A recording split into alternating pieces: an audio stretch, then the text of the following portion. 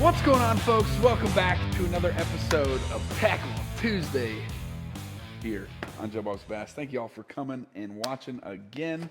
Whether it's your first time here or I think this might be episode 40. Boy, now I'm confused. I think it's 40, which is crazy. We've been doing this for almost a year, and we are officially now in ice season here in Minnesota. Now, I do plan to do a little bit of open water fishing throughout the winter here. The Mississippi River holds some great smallmouth. We're close, some 10, 15 minutes from my house. And so throwing some swim baits, hopefully doing the Freeze Your Bass Off tournament in February, but that's a ways off. So we might get out on the river a time or two here before the end of, or I guess the start of 2025. Real fishing opener comes back around, but for now, the majority of our stuff for the next couple months at least is going to be ice fishing. So today I wanted to revisit, and this is the first time I've ever done this. I've mentioned a couple different lures or trailers or different things in videos before, but I've never just done a video on the same object, the same lure, the same piece of tackle, right? So this is the first time that's happening, but I think it's a great time, and I'm talking today about my absolute favorite ice fishing lure, the Silkie, made by Clam, okay?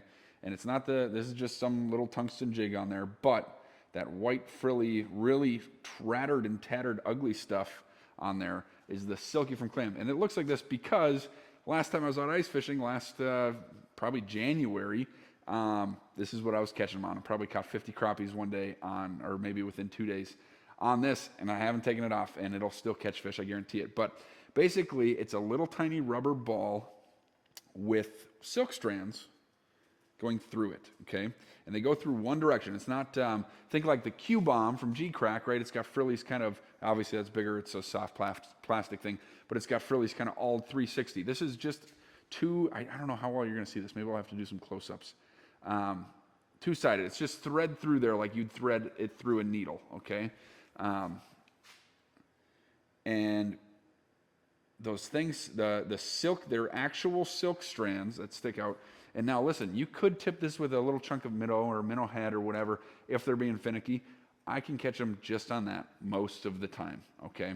We're going to get up close here and see what this thing looks like in the water and kind of after it sits in the water for a bit and how it soaks up a little bit of that water and those strands behave a little bit differently. But it's super, super natural, just kind of fluffy little presentation in the water. Any kind of current, wind, whatever is moving those things, even when there's ice on top, right?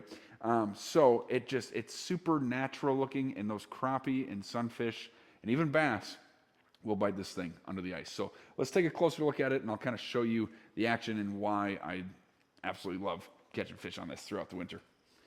All right, so we got this thing sitting in the water for, 30 seconds or so here. And hopefully you can see that. Maybe I'll have to zoom in here.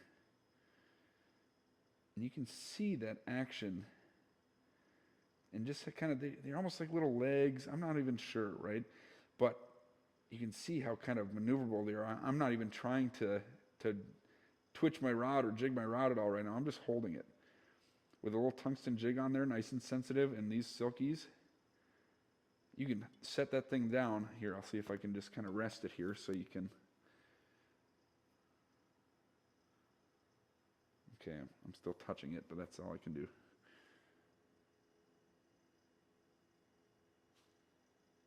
I mean, the tiniest amount of movement just makes that thing vibrate, makes it just jump, right? And if I, of course, actually jig it, see how those hairs just spread out, those silk strands? And they just become this big, wavy kind of clump, right?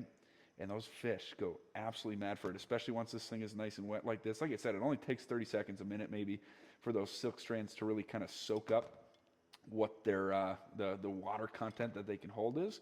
But once they do and they get all floofy like that, and this one doesn't even look that pretty because, like I said, I've caught 50 fish or so on it. But that is the other great part, is they stay on your hook forever.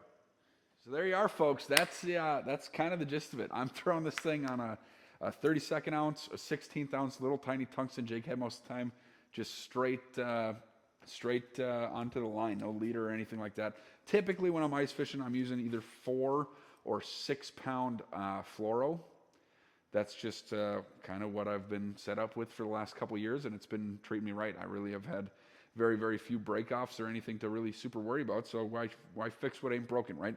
And really, again, here's just kind of a look. Once you pull it out of the water, it looks like nothing, right? It looks like, oh, maybe it's a fake little minnow, fake little wax worm or something. But then, boom, you put it right back in the water.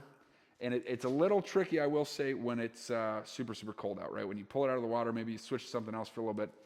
You put this back on there, it might be frozen, right? So it might take a little extra time, minute or two, for that to kind of fully get thawed out and absorbed again once it's in the water. It's finicky, but once it does, it's absolutely fantastic. So, yeah, there you go, guys. Check out the Silkie. Go catch some fish. Be safe on the ice. I know up here in Minnesota, we've got some lakes that have 6 inches of terrific ice, and we've got some lakes that are very spotty still, and some that only have like 1 or 2 inches, depending on your body of water. If you're going out, do not go out alone. Wear your safety equipment. Take a spud bar out with you for sure, and make sure that ice is good before you get wet and you get in trouble. So, yeah, good luck, y'all. Have fun in this ice fishing season.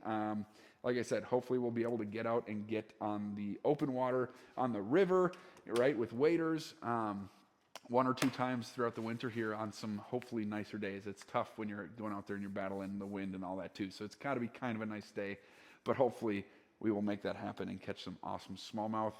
And then maybe we'll make a little video for you guys up north this weekend, hitting some smaller lakes, hopefully for some crappie, maybe some walleye. So we'll see you guys next week.